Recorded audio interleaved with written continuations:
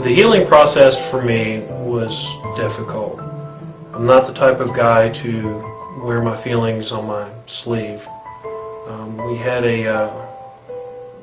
press meetings, and the media was around, and we had reports that needed to be done, and I think for the first couple of days I only ran on a couple hours of sleep. Basically what I was doing was redirecting all my energy and focusing on things so that I didn't have to face the fact that I had these emotions that I had to deal with. Honestly, they caught up with me, and I really wish that I'd sat down and talked to somebody right up front, because when they caught up with me, they were really difficult to deal with. I had family that needed support that I wasn't able to support. I had friends that needed support that I wasn't able to support because, honestly, I couldn't deal with my emotions. I kept on asking myself, did I do the right thing? You know, and there were so many things that I could have done better on the scene. It was a lot of stuff to deal with, and I really wish that I'd sought help right off the bat. The healing process started the next day. We had arranged with the Kentucky Crisis Intervention Board to come and bring some stress debriefers out and talk to our entire fire department. We had even invited the neighboring fire departments that had responded and were actively involved in the rescue effort. The one thing that we probably failed to do was to include our dispatch personnel in that debriefing. They had done an exceptional job in what was for them a very stressful situation because they knew all of the people involved in the accident. The debriefing helped. It allowed people an opportunity to vent. It allowed people an opportunity to begin the healing process. Much as physical wounds and the physical injuries associated with this accident took time to heal, the emotional trauma involving our people has taken time to heal as well.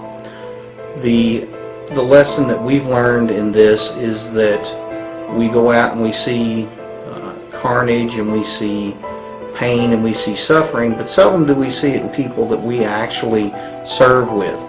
The grief process, the healing process is all very natural, and some people heal and grieve in different ways. And you know, we talk about grieving, you think about a fatal accident or fatality. We were very fortunate in that we did not end up with a fatality out of this accident. So the mindset was very much there. The other side of the sword on this equation is that we had people that were ready to get back on the apparatus the following day and begin and continue to make runs. Some people heal by getting back into the saddle.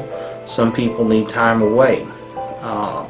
It's a very individual thing, and some people are still healing today.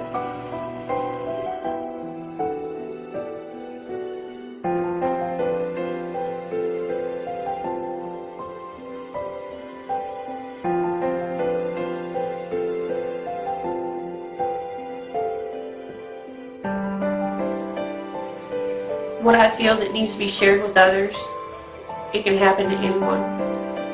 And when it does, remember you have to be there for each and every one of them.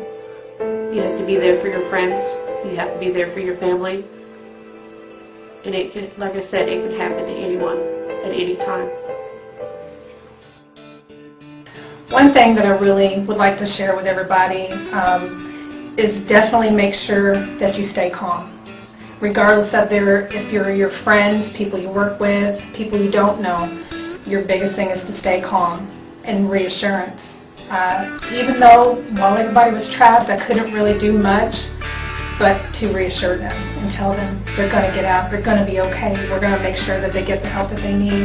But staying calm and seeing safety, biggest thing, because once you get that adrenaline going, knowing that it's your friends, people that you know in there, you just want to get in there. You get tunnel vision. Just make sure that your scene is safe before you have stay calm and reassurance.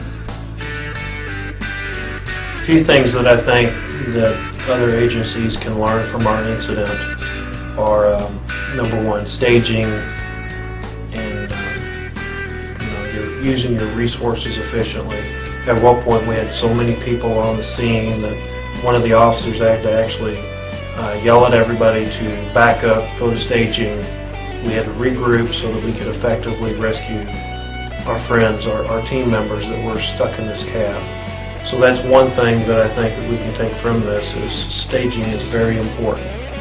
The other thing that I think is really important, and I say this personally, I was attached to this scene personally because I had family in the truck, I had friends in the truck, and I had taken command on this scene. When our chief arrived on scene, I transferred command to him, and then I became operations because I had a game plan already in process. But looking back, we had another district on scene that wasn't as close to the members in the cab as we were. And I kind of feel like maybe we should have let them take control, take command, so that we could remove the emotional aspect of it. Those are a couple of the things that I think would be really important to take away from this. In the review of this incident, we came up with several recommendations. Part of the recommendations included some things that we were going to look at from the standpoint of training. The most significant improvement that I think that we made is our interest in heavy vehicle rescue. Our fire apparatus are big vehicles. They're built substantially different than your or mine personal vehicles, and the extrication techniques are markedly different. Yes, we can use the same tools. Yes, some techniques will work that we use on pretty much a daily or weekly basis, but the stabilization of the vehicle, the accessing of the vehicle to gain access to the patients was markedly different. We have since concentrated some activities and efforts not only within our organization but also through the Dixie Association that will make this type of training more readily available. And I think that's probably the best thing that we can do to prepare for the actual physical accident. The emotional preparation is a little more tricky. I think the thing that we learned there is that bad things happen to good people even on good days. The thing that we've learned is that we go out here and we give our A game, our best effort to the general public, and when our people are involved in a traumatic incident or a activity or an accident that requires our best effort, we need to have our A game in place that day as well.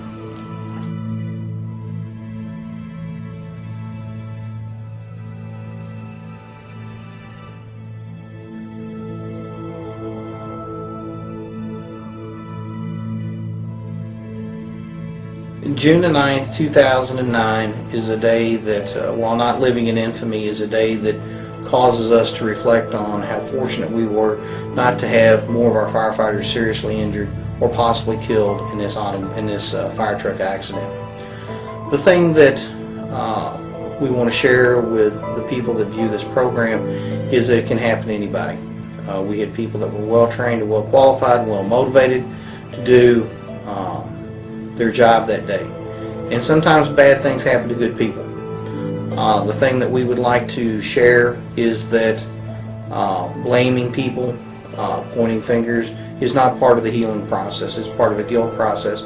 And guilt has no place in what we're trying to share with other people at this time. The thing that I will tell you is that seatbelts save lives, bunker gear saves lives. Learn from what we went through. Thank you.